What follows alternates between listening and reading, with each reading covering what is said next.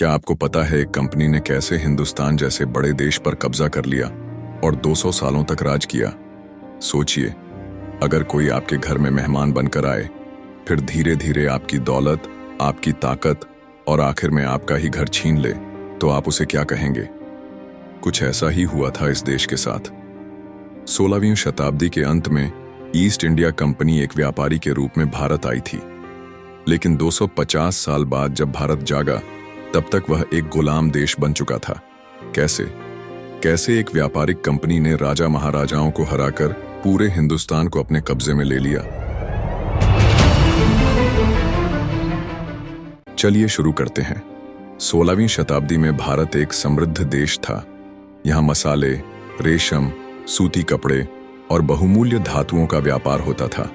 अरब के लोग हमसे ये वस्तुएं खरीदकर इन यूरोपियन देशों को बेचते थे और मोटा मुनाफा कमाते थे।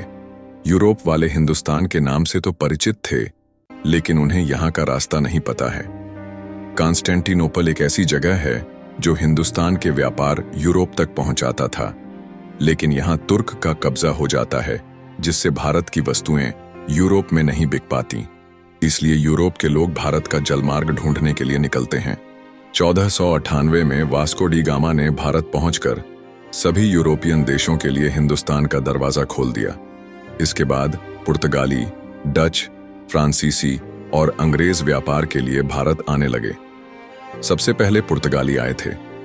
1600 में इंग्लैंड की महारानी एलिजाबेथ प्रथम ने ईस्ट इंडिया कंपनी को भारत में व्यापार करने की अनुमति दी। 1608 में सूरत के बंदरगाह पर पहला अंग्रेजी जहाज पहुंचा। 1615 में मुगल बादशाह जहांगीर ने अंग्रेजों को हिंदुस्तान में व्यापार करने की इजाजत दे दी।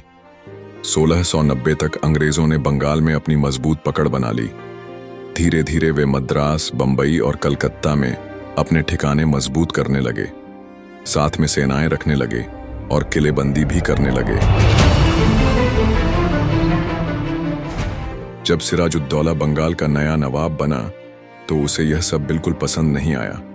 वैसे बंगाल मुगलों का अभिन्न अंग था, लेकिन औरंगजेब की मृत्यु के बाद कई प्रांतों ने खुद को स्वतंत्र घोषित कर दिया था, जिसने सिराजुद्दौला के पिता अलीवर्दी खान भी शामिल थे। अलीवर्दी खान ने धीरे धीरे पूरे बंगाल पर कब्जा कर लिया। बंगाल अपने आप में एक समृद्ध प्रांत है, जिस पर अंग्रेजों की नजर पड़ चुकी थी, क्योंकि उन्होंने भारतीय राजाओं की दशा को समझ लिया था। अंग्रेज कंपनी के नाम पर व्यक्तिगत व्यापार भी बिना करके कर रहे थे। उसने तुरंत अंग्रेजों को फरमान जारी किया, लेकिन अंग्रेजों ने ज्यादा सीरियस नहीं लिया। फिर नवाब ने सेना भेजकर कलकत्ता के किले को तोड़वा दिया और कर देकर ही व्यापार करने का सख्त आदेश दिया। अंग्रेजों ने यहीं से युद्ध करने का मन बना लिया और इसका परिणाम यह हुआ कि सन 1757 में प्लासी का युद्ध लड़ा गया।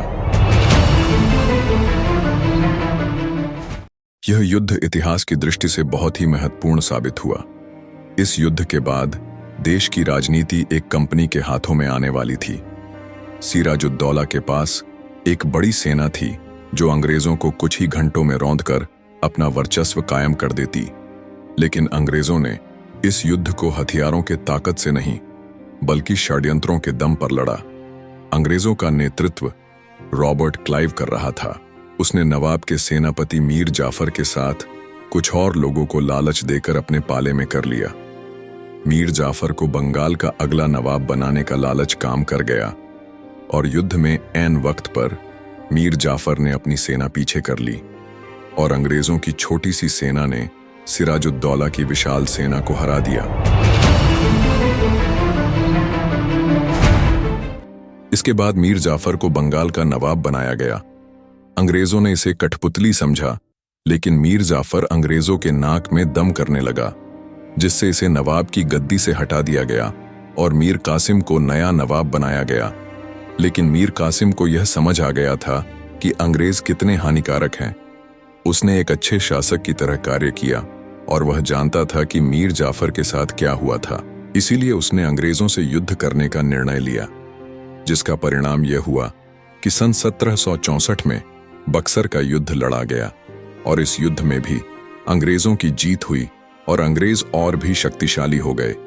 अब बंगाल की सत्ता एक कंपनी के हाथों में पूरी तरह आ चुकी थी। उन्होंने फिर से मीर जाफर को बंगाल का नवाब बनाया।